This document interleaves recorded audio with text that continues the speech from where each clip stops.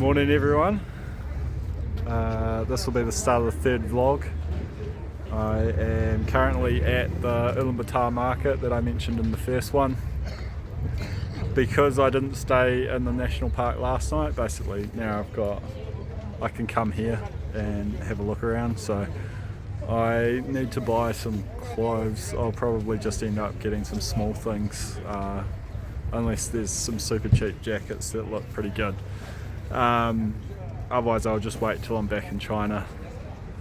At the moment I'll just spend a few hours here, then I need to get some food because tonight's just going to be a train ride basically. And I still need to buy the train ticket as well, so I'll show you around the market and hopefully I get some stuff. So I have been warned by people who come here and locals as well about pickpockets, but to be honest, like, I'm here on a Thursday morning. It's not really that busy, and I mean I just have my bag on my front and zips on my pockets, so it's not, I don't really think it's that much of an issue. So like you can get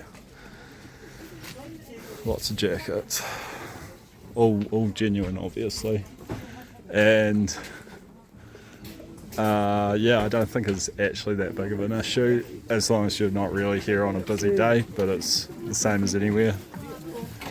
Kind of just have to pay attention to what you're doing and who's around you.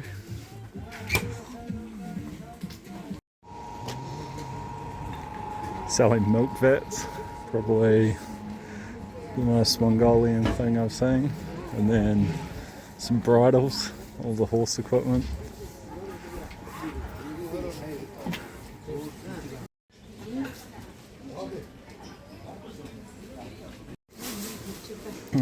Hello. So it's pretty empty at the moment, but this is like a lane where it's pretty much all just cashmere wool, and I went down it the other day and pretty much everything's like, if you try and get a beanie it's going to be the same price the entire way down, which is why I think it's quite fair, but it's like good quality as well. And then you got this lane which is obviously the national clothing, and then a bunch of leather, man. Honestly, Mongolians are styling in the leather. They look steezy as. Get yourself some sambas.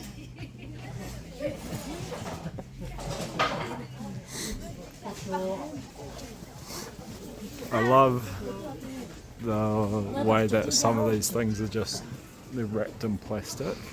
Like, I've never seen shoes just wrapped in plastic, like shrunk wrap. So it's quite funny, and lots of the ticks on the Nikes are the wrong way around. Got some David Bain jerseys, which no one outside of New Zealand will get that reference. Heaps of beanies. I sort of work on the theory that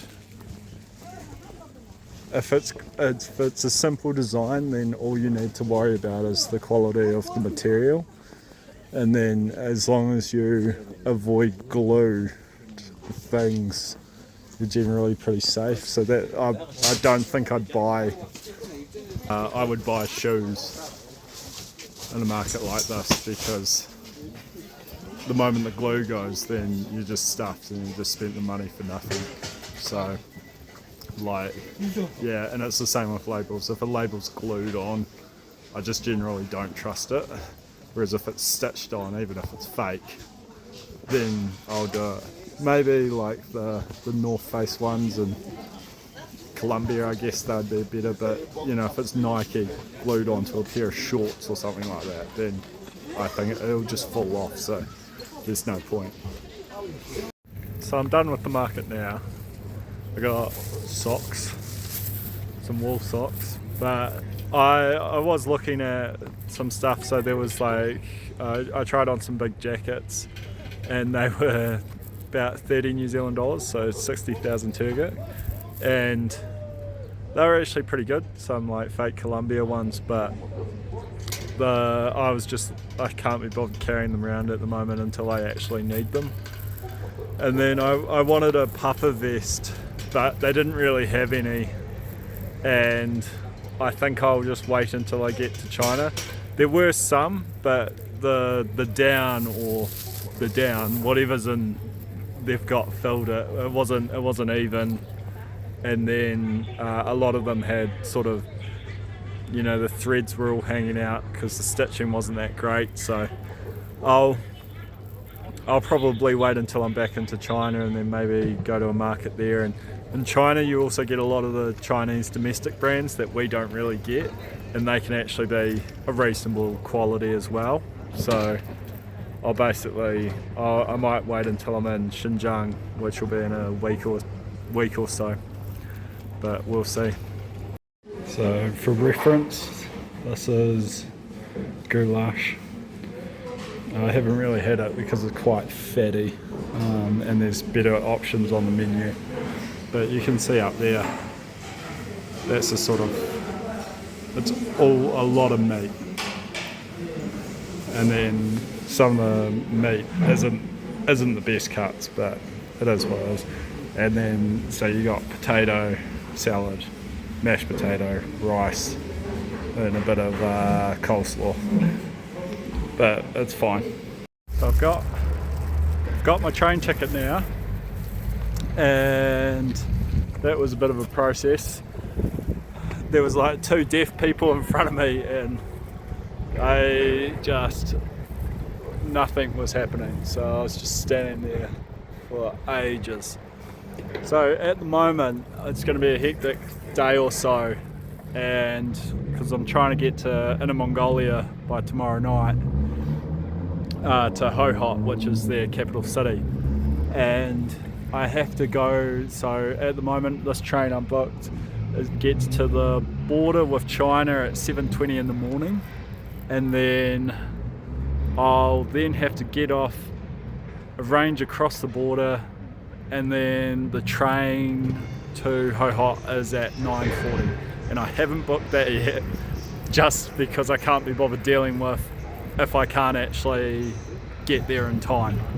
So, and this time I've gone for a second class cabin, so I'll see how that is compared to last time, which was just a normal sleeper, and hopefully it's any good. I also need to stock up on snacks. This is my second meal. It's pretty much what you'd get at home, but cheaper. I may as well give a video of what a Mongolian supermarket looks like. It's pretty much the exact same as a supermarket you'd get back home. I would say they have better selection in these supermarkets than they do in China. Like you can find more pasta and Western brands, I guess, in the Mongolian supermarket, and it is more expensive, but for a Western brand. But also they have dairy, which is not really a big thing in China as well. So yeah, it's pretty good. There's coffee, oil, and then the fruit through there, and then pasta down there. Yeah. Won't lie, I am in a bit of a rush.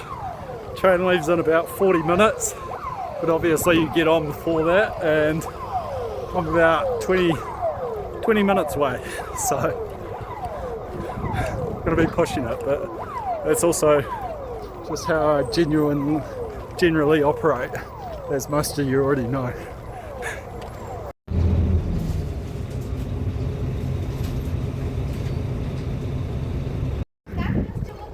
I've made it. Probably actually only about five minutes to spare, so that's positive.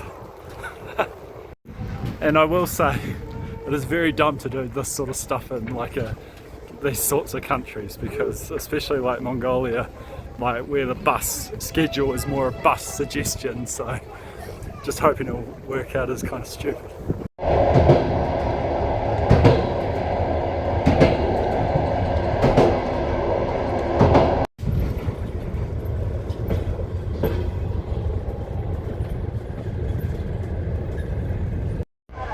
Hello everyone, this is the accommodation that we have. It is sort of a second class cabin. Personally I think it's pretty good. I had on the way here, I had the normal standard class, which is a bit cheaper, but my feet just went off the edge into the aisle, and then people would walk past during the night and they would basically have to get past my feet because I'm too long. So I'll stay in this.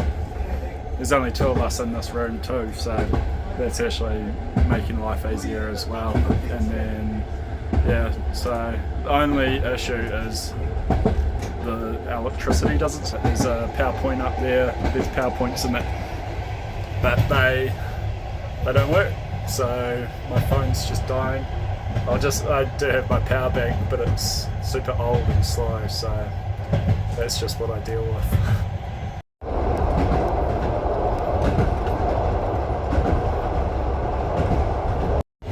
Call it weird, but it's always been a dream of mine to go on a train with a toilet that it's just a hole going onto it. It's sick. I just like it.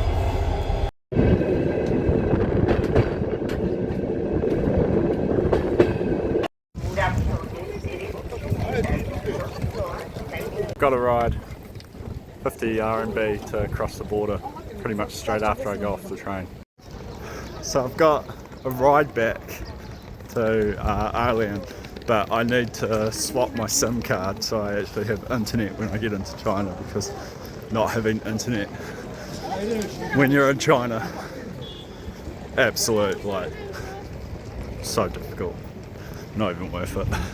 So let's just drop us off at this big pile up of cars. And then we're getting into one, and I assume it's a Chinese fella, so he can cross the border easier. But yeah, this is the process I go through.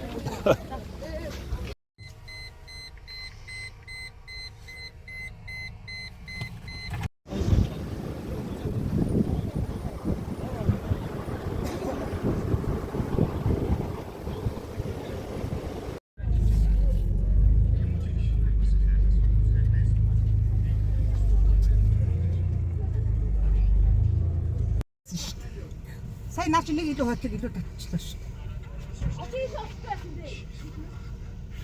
Хүмүүс ичээгээд бүр цаг гаргаад багш нарын ордог байсан даа. Одоо л тийм байна. So I'm under a bit of time constraint.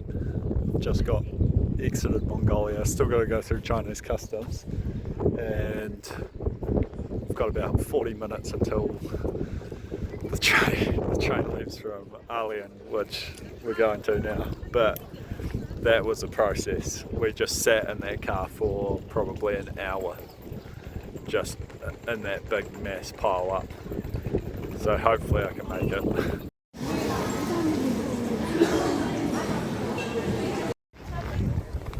I've made it through back into China, but I think I'm going to miss the train.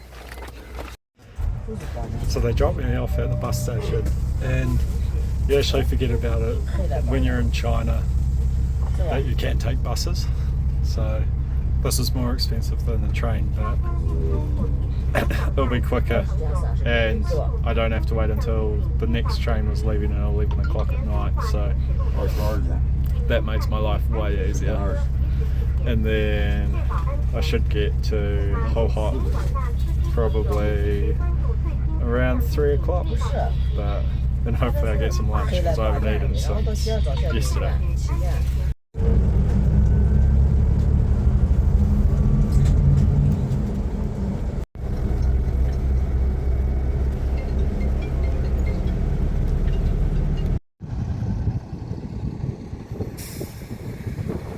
Interesting stop.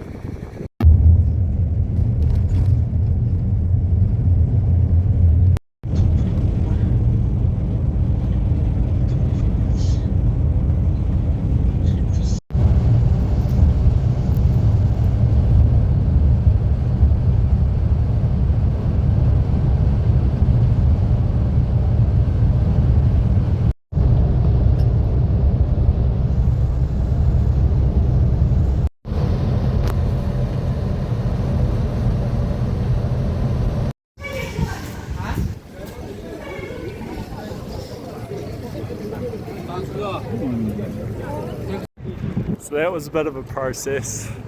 I think I left, well, I started going to the train station at 4 o'clock yesterday, and now it's 4 o'clock today, so 24 hours total of travel basically.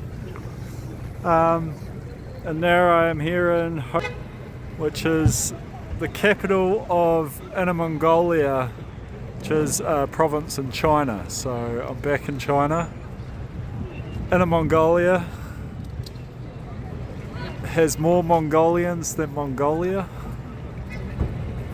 It's split from the original Mongolia for political reasons, from my understanding.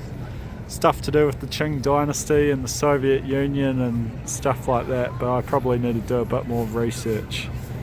Anyway, I'm now back to Chinese level infrastructure, so that means there's a subway, buses that work on time, and train station, which is where I'm at. But I've got accommodation for tonight already booked, so I'll head there now. Also, that's 24 hours since I ate my last meal. Well, more than 24 hours, so I'm a bit hungry.